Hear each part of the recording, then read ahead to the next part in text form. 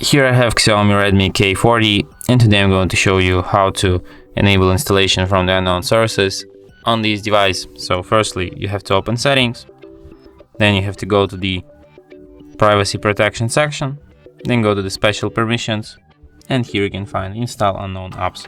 Here you can see the whole list of apps through which you can install unknown apps. For example, let's be Google Chrome, and then just upload from this source, and now you can install unknown apps through the Google Chrome.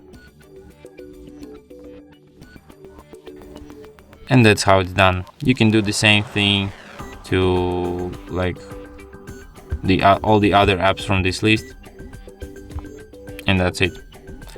So thanks for watching. If you find this tutorial useful, don't forget to hit that like button and subscribe to our channel.